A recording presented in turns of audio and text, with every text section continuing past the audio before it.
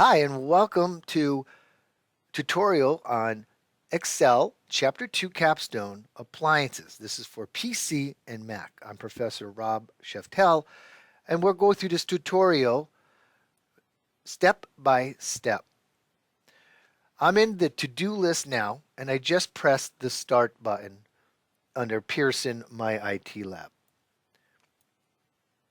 At this time, I am presented with the materials that I need. The work assignment, the preview steps that is, and then when I'm completed with everything, I will upload the file and then submit for grading. In every case, I always suggest that you download all the materials at once. This will go into your downloads file. I highly recommend that once you do this, you go to your downloads file and print off the instructions. It is critical to have the instructions on paper near you as opposed to doing it online. The reason for that is that this online set of steps, while helpful, does get in the way of the screen you're working on. So it's always an advantage to have a printed document if you're able to do so on your desk and check each step as you move along. So I've downloaded the materials and now I'm going in to find my file. I found my file and it's located under the downloads file. I double click on that exact file and notice that there are three different documents. One document is the Excel document that we are going to work on. That's the part of the project. The second one here, don't ignore it. It's very important. This is actually what the outcome of the program is going to look like. When you're done working with that first file we showed, this second one that you're seeing here shows you an example of way it should look when you're done. Okay? And that's very good to have so you can kind of keep track of how you're doing. But this is what the end result will ultimately look like if you completed it correctly. The next document is, of course, the instructions, in which I highly recommend that you print out and leave by your side. For this case, we are going to go step by step. I will have my step-by-step sheet on another screen. I'll bring it into our recorded screen from time to time. However, you please take the moment, have it printed if you can, and follow along with the printed step-by-step instruction. Pause me at any time. This video is asynchronous, so you can pause, rewind, and fast forward at any moment. So let's really get started with this program and let's see what the instructions are all about. We're going to go in with this set of instructions, and the goal here is to start Excel. That's our very first thing to do. So I've gone ahead and done that. I'm going to hit Excel, wait for it to come up, and that's the document that I'm looking for. I hit that Excel document. You can see, open the file name, and let's take a look here. Does it have my file name on it? It sure does. And the grader, you will, as a student, have your name associated with it. As a faculty member, I don't have my name on it. So don't worry if you see a difference. So Excel is now open, and my first look is done. My first step, should I say, is done. I'm going to review. Did I do it? Yes. Now I'm going to insert, and my second step is insert a function in B2, which is column B, row 2. Now I'm going to move the instructions out of the way, and you can follow along if you've printed it out as we move. So we have B, and then row 2, we're going to insert a date and time. If you notice on the Home tab button, there's the number area, and if you pull down, you will be able to see short and long dates there. So they're asking us to put it in as a long date. So I'm going to click on the long date and then type in the date. So 28/2024. Watch what happens I've already inserted the parameter, the number, a way it should look, but watch what happens. You'll see hash marks because it's far too long. And that's okay. This is the long format that's being asked of us. To be able to see all of this, we're going to double click on our line and it expands to show that we have the long date associated. And I kind of went ahead unknowing, but on number 3, step 3, it did ask to auto fit the width of column B because you noticed that it was smaller and I double clicked. That's the auto fitting and I've completed step 3. Now we're going on to step 4. In 4, we're going to insert a function in C5. That's column C, row 5. How are we going to do this? Well, it says to display the item name based on the provided inventory lookup information. This is around the vertical lookup or V lookup. And I'm going to copy that. When I'm done, the second part of this action is copy the function from C5 down through C13. So this is the complicated part. And how are we going to do this is going through a VLOOKUP. In this point, I'm going to slow down and show you step by step on how to insert this function. The item name is directly related to the SKU that located here in column B. It says 294211. You'll notice that 294211 refers to that as a refrigerator. So this client right here happened to buy this SKU, which is this item, which happens to be the refrigerator. Instead of manually looking through lists, this is a short list, I understand. However, this number is associated to this list, this inventory item. It should be placed here. And to do that, we're going to do an automatic function, which at first seems a little difficult, but when you get through this, you'll understand the simplicity of using a formula. So I'm going to have my item, like I had said before, C and row 5. I'm going to insert my formula. And that's a lookup reference. So we're going to look up, and it's a vertical lookup or V lookup. That's under formulas, under function library, specifically a lookup. I'm going to press that button and it provides a function argument and it tells me 4 different things or asks me for 4 different data points. Let's go over that. The lookup value is I'd like to tell the computer itself, to tell Excel itself to look for a certain information, certain data in a certain cell. So look, I want this Excel to look up the SKU number in B5. Then I want to go to the table or the table array where this information is going to come from. So I say, please look up this cell with this information in B5. Then please go and find it in this table array. And I'm asking to fill that data and look for the data in column 2, which is the second column of these 2 columns that I highlighted. You can see that right here. And then the lookup range is I want it to be exactly. So what it means is I want an exact match. And you could read right here at the bottom that it says exact match. And I want it to say false. I'm going to hit the button in just a minute for OK. But if you notice, a misspelled refrigerator is right here. And I'm sure we'll fix that spelling later.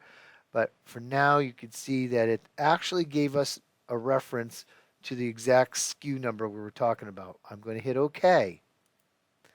Now let's take a look. Look at this. Our misspelled refrigerator is right here.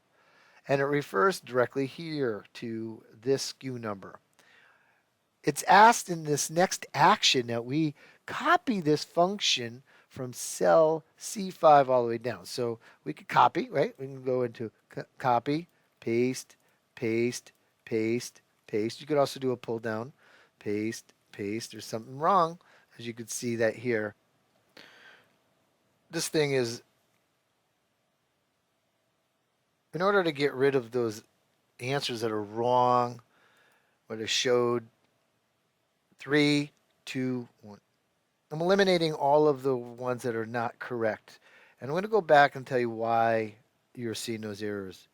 When you do a pull down reference like we just did, okay, this is referencing, look what happens to the red box. See how it pulls that down? Let's take a look at the correct one by double clicking up here. See this? The blue is B5, looks good. The A18 to B23 references all of this. But what happens by pulling down, watch, just notice and observe this. Watch when I click down here, double click. It's referencing inappropriate boxes or boxes that don't need to be involved. They really needs to stay in this area. How do you do that? It's called absolute value, and that's where we're going to start. We're going to come up here. In order to really copy and bring this down, I want to make sure that I put a dollar sign right here. This is a part of a thing called an absolute value. I can manually click between these. The dollar sign in front of the A, the dollar sign in front of the column first, as you see A, and then the row. So that means it's going to absolutely stay in this area. The same goes with B and 23. I'm going to hit enter, and when I pull down, you'll see that it will stay in this referenced area. So I'm going to click on this little arrow, point this down, little box, and look what happens. These will stay in reference. Let's just do a double check. 44641, 446741, and you notice that right here is washer. There it is, it's washer. So that's correct. That's using in an absolute formula. And that says, once again, that this number, these numbers, or this reference area stays here. So as you pull down, it doesn't, the red box doesn't go all the way down. It sticks to the same area. There's one other way that you can do this as well. You can, I'm going to back off for 1 second and try this a different way to show you. And that is, I'm just going to delete this out for 1 second. If you notice that I don't have these absolute values again because I undid it. If you have a function button, the F4, you can click on F4 like this. Hit enter, and the numbers really, the dollar signs automatically appear. This is a much better way if you have the function. It's a better way because it's a little faster. So what I'm going to do now is click and drag it down, and notice it's the same thing. I'm going to double click on another and look at where the red box is, look where the blue box is. Same thing. As I click through, it's all referring to the same area. This is called absolute value. It's critical that you understand absolute value as it's very much used in Excel on a regular basis.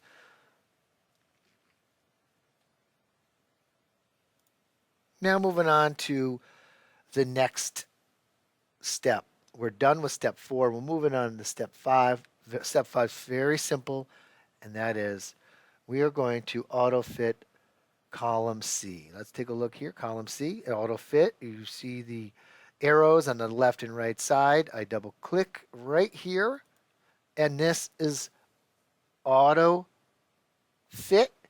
This is complete for the action inside step 5. Now we're going to step 6. We're going to once again do another function. This time it's in E5.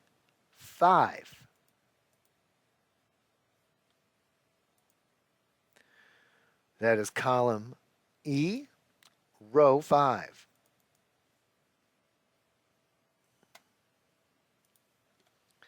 This function is looking for the price of this item. How much is a refrigerator? Well, you could see it here, of course, right? But what we're trying to do in this exercise is to do this lookup value very similar to what we've done here, this V lookup. Going under price, And I'm going back into that lookup reference. I'm going to go for my V lookup. Now it's asking me for the value, and I want to know if this computer or Excel can look up this. And it's going to refer to a table, and that table is refrigerator, the price, and all the way down. So this is the argument. This is a table. And so now that I've asked to look up an item in this table, and then show me column 2, which is the price. And I want it to be an exact match. Again, I want to make sure that we have absolute value. So you can do manually putting in the dollar signs like this before the B for the column, then for the row, then for the column again and then for the row, and I hit OK. Let's just refer to this. 1399, 1399, great. I'm going to take this element and pull it all the way down. The cell, should I say. Here it is. Let's take a look at some of the prices. It's going to be a little off at this moment only because we haven't fixed where the decimals are. But for now, we're going to leave it as such. But let's just see. Microwave is 380. Microwave. It says 379. In just a bit, we will then increase the decimal or decrease it. You'll see what happens. Now we're moving on to 7, step 7. We've completed 6. So number 7 is apply a currency format with 2 decimal places. So I actually jumped ahead a little bit with those decimal places. But those decimals are right here. But it also asks that we put a currency number in. I have it in accounting, so that's not correct. I needed to go to currency. Now we have the correct look. How do we know that? Let's take a look at that reference sheet. What I'd suggest is that you also print this out, and you notice that we have everything so far correct except we have the misspelling here. I'm sure we'll fix that later. We have the current date, not their date, but our current date. And you can see how we're building towards the correct way that's being asked of us. So this looks good so far. It may be hard on your screen, but I can assure you that the numbers are correct here. There's more to go, so we're not done just yet. We're going to move on to the next section, or the next step, which is number 8. What says insert an if function in cell F5. So here's F, which is the column, row 5 for total due. And it says here, if the customer has chosen home delivery, there's an additional delivery charge located in cell B25. So let's look at column B and look at 25. There's a delivery charge. And it says be sure to use the appropriate relative and absolute cell references. We're going to get this formula started by doing the if function. So what I'm going to do, and this is different than what you've seen before, I'm going to hit equals if. This is an if function. And that's what it's asking. So if something happens, then do this. It's a logic that is being asked. So if we have a delivery, then add the delivery fee. So let's do that appropriately. We'll hit equals if. What I'm going to do here is go up to the function itself and really pull up the entire function so you could see it. Here's the logic. If. And now let's go through the test. All right. So if this is yes, okay, so we want to know that if this is yes, and if that's true, I'm going to put the value in here, which is if this equals yes.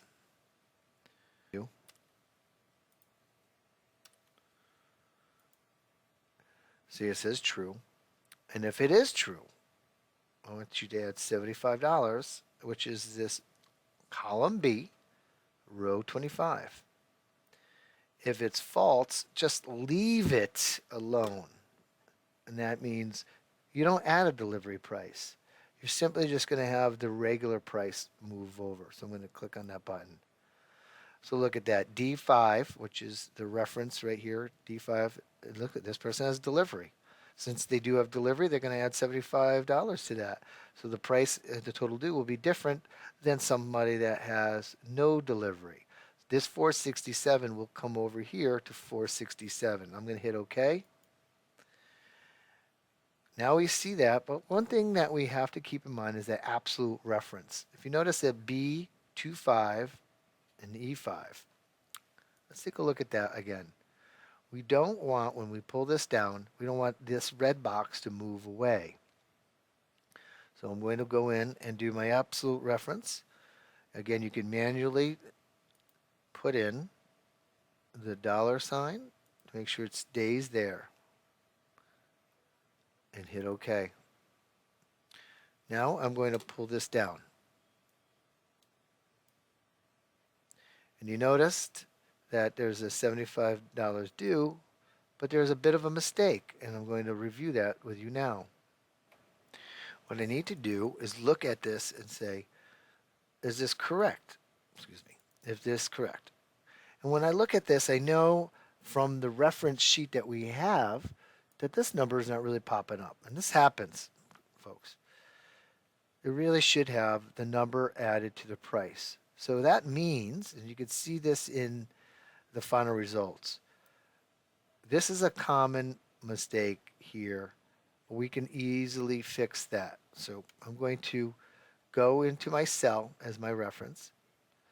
And what I'm trying to do here is add that fee to the number. So we really want to have this price plus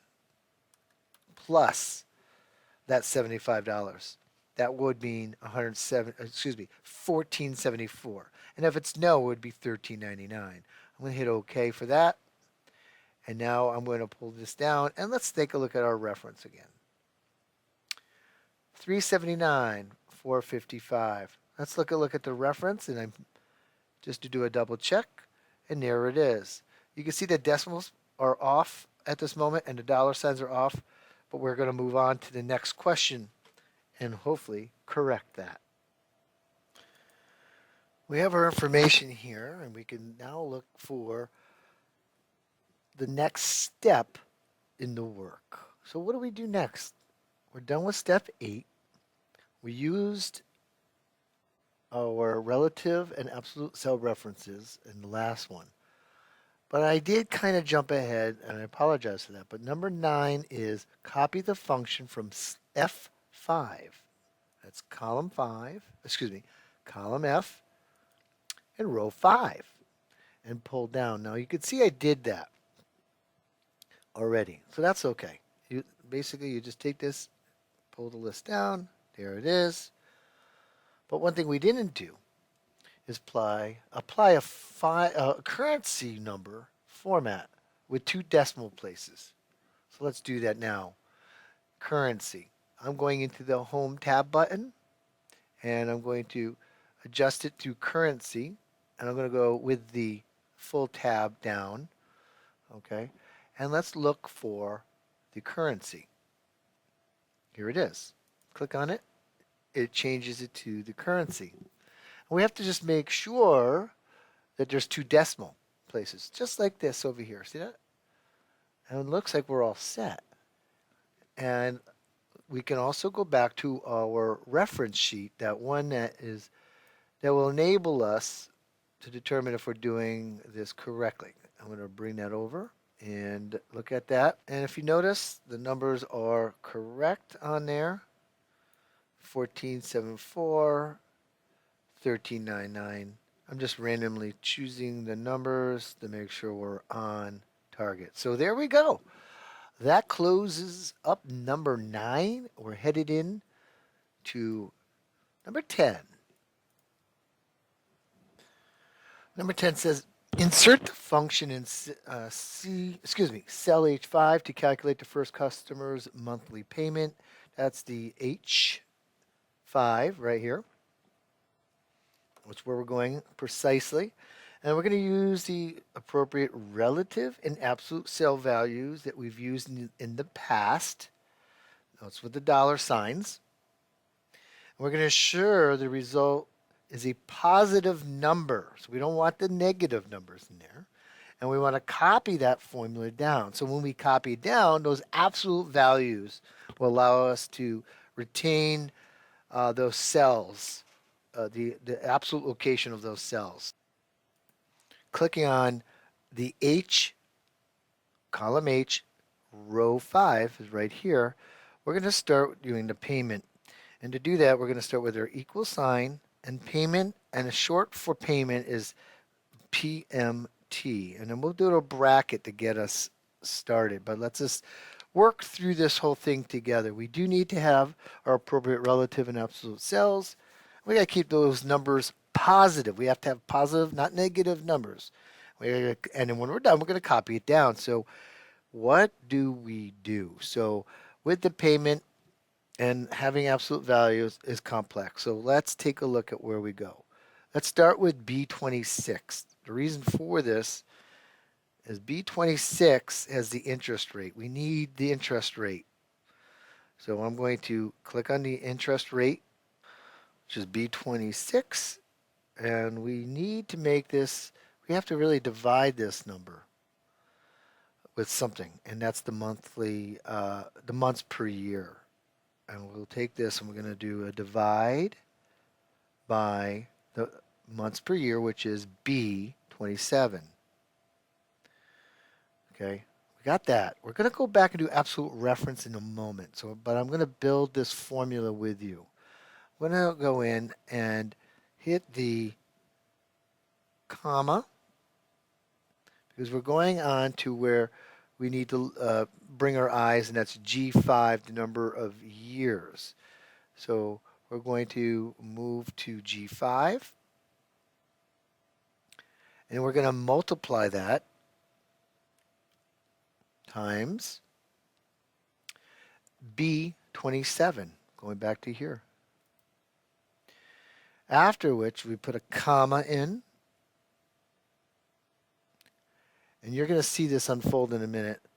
And we want to put in a minus sign, believe it or not, because this is going to balance everything out. Minus F5, which happens to be the total due.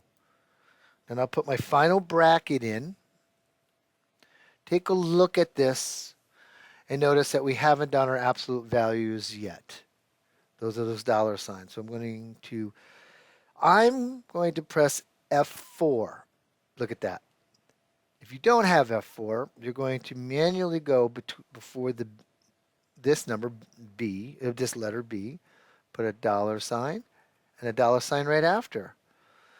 That's an absolute reference. Are there other absolute references? They sure are. G5 stays the same. We don't. It's okay to have that because that's going to move down through the line. But what we have to keep constant is the 27 to B27. Again, manually add the dollars before the B, after the B. And now I'm going to hit enter and see if we're correct. 4303. I'm going to bring in the document so you can see that this is correct for the homework. 4303. Now I'm going to, because we have the absolute values, when I pull down, they will populate appropriately in appropriate cells. I'm going slower on purpose as this is one of the more complex. So let's make sure when we pull down, we should have the correct numbers. I'm going to pull down here and make sure there's nothing negative. They're all positive numbers. And I'm bringing this back in just to reference. And you notice the numbers are very similar, if not, I mean identical, not very similar, but identical. 4303 $8.23, 1366, and you could see this all the way down. And the only thing we're not showing right now, and I'm sure that's coming up next, is that total. But look what we did. We accomplished it. I want to review what we just did as this is more complex. I'm double clicking. I want you to read this. PMT is, this is equal PMT. Start with the bracket, $B, $26, which is referencing the interest rate. The blue. With the $B, $27, red, it's months per year. Followed by the number of years, G5. Again, notice how everything is done. The dollar signs, the dividing, the commas. Next up, after G5 is we're multiplying by B27, which is, again, red, and that's months per year. Comma, and then we're going to minus out the total due, which is green to green. Now that all the absolute values are correct, I was able to pull down this whole list, and voila, this completes 10. We're going to move on to 11. So in 11, we're going to take, doing an insert function in H14. That's that total I'm looking for. So how do we get the totals? Well, we're going to start with creating that function. We're going to start with putting our equal sign in. We want to sum all of this, put them all together, add them together. So what we're going to do is sum. And there's multiple ways to do this, but I'm going to type in SUM, and I'm going to put a bracket. And here's what's interesting. Instead of doing each one by adding them, you can simply highlight all of them and then finish the bracket, hit enter, and it says 173. That's one way to do it. I'm going to show you that as the reference here. Bring this up a little bit. 173.11. There it is. I could do it a little differently. I'm going to show you that other way. I could also highlight all of that, all those monthly payments, and I could also do an auto sum up here under the home tab. So this is another way you can do this, 173.11. So I showed you two ways. One, you can put the formula in. As you can see, it's the same thing I just did. Equals sum. You got your brackets by everything in H5 to H13 in bracket. That's what we did. So we have concluded that action. We're still on 11 because we have to do one other thing, I believe. And here it is, apply a currency number. Let's just make sure we got that right. Currency, oh, it's right there. Currency's there. And 2 decimals. That's good. So now we know that's there. It is done. We're going on to number 12. Number 12 says that we're going to insert a function in H18. H18 is the number of orders. That's right here. H18, we're going to calculate the total number of orders based on entries in column A. Let's take a look at that. Using the formula, we're going to do our equals, and we need to count non-numbers. I want you to remember that, count non-numbers. It's a little odd to say that, but hear me out. Count A. It's not common. Please understand that. You just wouldn't just come up with that. Count A, excuse me, lowercase a. A. Oh, there it is. Count A. And then the value. So these are all non-numbers. How many of these non-numbers do we have? These are client names. How many do we have? I hit the finish that bracket off. Oh, finish that bracket off. Look at what I just did. Count A. Hit the button. Hit return. There's 9. Look up here. It says count A, bracket, and then we did A5 to A through 13. And now it gives me the number of orders, which is 9. Is this correct? Let's take a look at the work that we have here, and it's on the small screen, but it does say 9, so we are correct. We're looking to move on to the lowest payment now. That's underneath here. When we look at the next area, we're doing the average of monthly payments, which is right over in this area, and this is average. So let's start with the equal sign, and we're going to start to spell out average, A, V. Before we get too far, I want you to look at the word average. I'm going to hit that button. Double click on it. It gives you a bracket. We're going to take the average of monthly payments. Handle that like this. I'm going to finish off with a bracket and then hit enter. If your dollar signs or money doesn't show up, make sure it's on currency. Okay, I want you to know that all of these payments should be in currency. Is this correct? Let's do a quick check here. $19.23. We are looking good. Now we're going to the maximum monthly payment.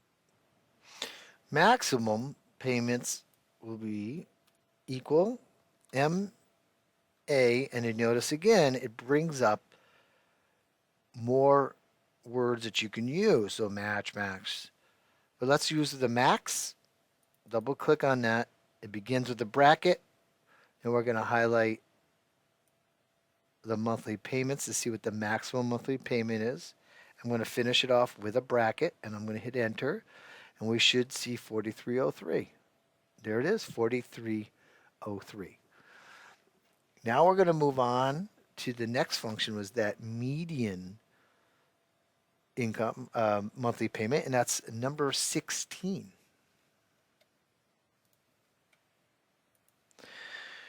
So median, insert a function in H22. There it is. We're in H22. We're going to hit equals, and we're going to start with that word again. M-E. Oh, look what we have, median. So I'm going to double click on that. It starts with a bracket. I'm going to highlight the monthly payments and the bracket. Take a look. Hit enter. Should be 1366. There we go. We have now completed 16. We're going over to number 17. As we're going to do apply a currency number format with 2 decimal places in the ranges of H19. That's right over here, H19, right here. That's row 19 to 22 in that H area. It looks like we're already there, but let's just make sure we have, again, that currency, which is beautiful. We have that. And then we also have 2 decimal places. See that? Done. Now we've completed it on 17. Moving on to the last few steps. The last one is the last 2. We have step 18. For number 18, we're going to insert a footer with your name on the left side, the sheet name in the center, and the file name on the right. We will do this together. I'm going into the insert area, going over to this insert tab, and bring your eyes all the way to the right hand side where you see text. And that's where we're going to put in our footer. Very similar to what we've done with Microsoft Word. So it says, put your name in the left side. Let's go over to design, and we're going to put in your name. Obviously, you're not me, so put your own name in there. The next one is the sheet name in the center. We now go to the center of this footer, and we're going to look for sheet name, and we're going to add that sheet name there. That's all we have to do. The next is the file name will be on the right side. So I'm here, and on the right side, I'm adding, and if you look for the file name, that is done. We're going to close out with number 19, where we're just simply going to save. Control S, save. You should be saving along the way. And then we're going to submit this document. So it's saved. I know where the file is located. And then we're going to submit this for grade. I'm going to bring up my Pearson and choose the file that I just completed. I know where it's located. I'll choose my file, double click on that. I'm now going to upload. Successful, and then I'll submit for grading. I hope this has helped you. Please contact me if you have any questions. Thank you for watching.